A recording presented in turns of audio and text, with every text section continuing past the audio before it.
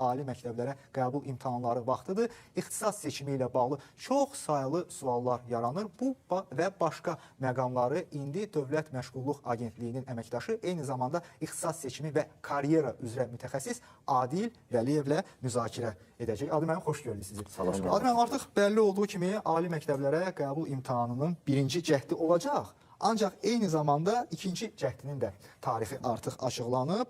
Bu mərhələdə ümumi götürsək abituriyentlər üçün hansı yeniliklər olacaq? Gəlin ondan başlayaq.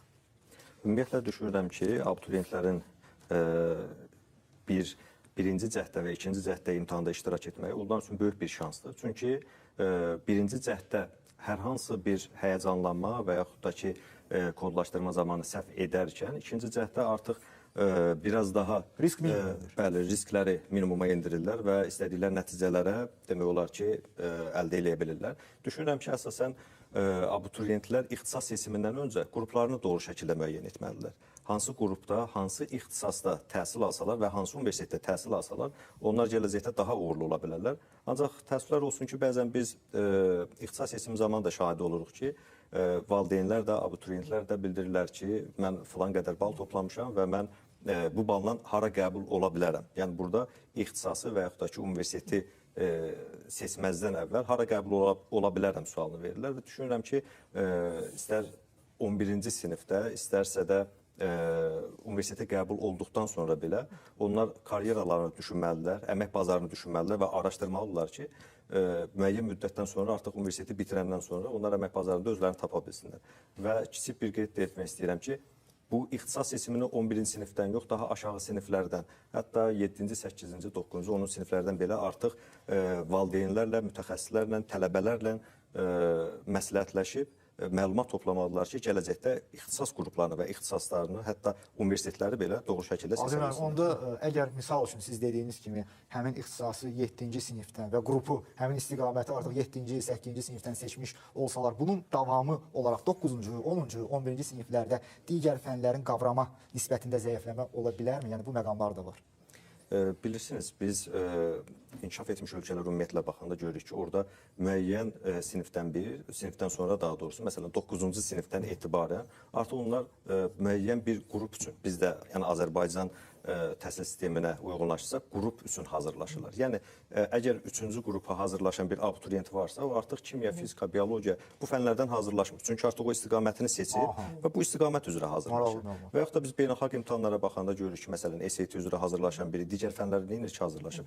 Bu, onun üçün sadəcə lazım olmayan informasiyanı öyrənmək deməkdir ki, onların yorğunluğa səbəb ola bilər və istiqaməti doğru seçdikdən sonra artıq o fənləri, yəni qrupunda olan fənləri mənimsəməsi daha yüksək bal toplamasına və daha yaxşı ixtisas seçməsinə səbəb ola bilər. Adil müəllim, çox maraqlı bir məqama toxunursunuz ki, ixtisas seçimi. Ümumiyyətlə, ixtisas seçimi zamanı abituriyentlər belə deyək, hansı meyarlara əsasən bu seçimi etməlidirlər? Balları nəzərə alınaraq, yoxsa belə deyək, maraq dairəsini nəzərə alaraq, əmək bazarındakı tələbata nəzərən, yoxsa ailəsinin məsləhətinə? Bizim vaxtımızda əsasən ailələrin, valideynlərin fikirləri çox önəmli idi və valideynin bir arzusu olurdu ki, övladım filan sahədə olsun. Və təəssüf ki, biz o vaxtlar bu qədər məlumatlar da əldə edə bilmirdik və ailəmiz hansı qrupu, hansı peşəndiyirsə, o istiqamətdə hazırlaşırdıq. Ancaq müasir dövrün abituriyentləri, şagirdləri kifayət qədər bol informasiya öyrənə biləcək belə deyək, materialları əldə edə bilərlər. İstər internet üzərindən olsun, istər universitetlərdən olsun və bu məlumatları öyrənəndən sonra sözsüz ki, valideynin də burada məsləhəti önəmlidir. Çünki ola bilər, valideyndə hər hansı bir təklifi ola bilər və onu dəyərləndirmək lazımdır. Amma burada ən əsas məsələ sözsüz ki, universitetdə təhsil alan və yaxud da universiteti bitirmiş, məzun olmuş kəslərlə görüşməkdir ki, hansı ki, onlar hər hansı bir peşəyə sahib olsunlar. Çünki müasir dövrün tələbi əsasən əmək bazarından əlaqəlidir. Əmək bazarından tələbi hansı ixtisaslarla əlaqəlidir, mütləq şəkildə bunu maraqlanıb öyrənmək lazımdır ki, ixtisas seçimini biz doğru şəkildə eləyək. Hazırda fikir versəniz, bir çox ali təhsil məsələlərində yenilənmələr olur. Çünki bəzi ixtisaslar var ki, o ixtisaslarda yenilənmə və yaxud da ki, ümumiyyətlə o ixtisasların artıq tədris sistemindən çıxarılması nəzərdə tutulur və bu da sözsüz ki, tez-tez dəyişən əmək bazarı ilə əlaqəlidir. Adil müəllim, siz bu məqamları qeyd etdiniz ki, bizim dövrümüzdə müəyyən qədər məsələlər fərqli həll olunurdu. Bəli, valideynlərin məsləhəti daha çox önəmli idi. Elə indi də məsləhət və tövsiyələr əslində önəmlidir. Lakin zamanın tələbi var. Zamanın deməli ixtisasları var ki, hansılar ki, müasir dövrdə, növbəti pillədə artıq iş tapma mərhələsində daha faydalı ola bilər və həmin abituriyent üçün daha gəlirli bir sahə ola bilər artıq işə düzələndən sonra. Sizcə indi zamanın ixtisasları deyə bir deyim varmı və ona yönəlmək lazımdırmı?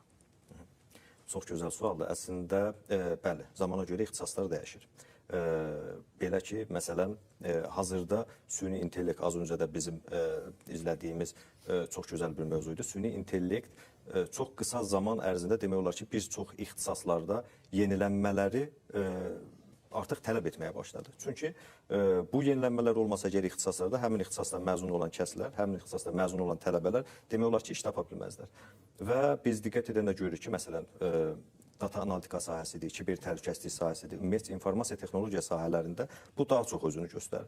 Və bu yenilənmələr bu ixtisaslarda olduqdan sonra demək olar ki, həmin ixtisasları bitirən tələbələr rahat şəkildə iş tapa bilərlər. Ancaq burada başqa bir mövzuya da toxunmaq istəyirəm.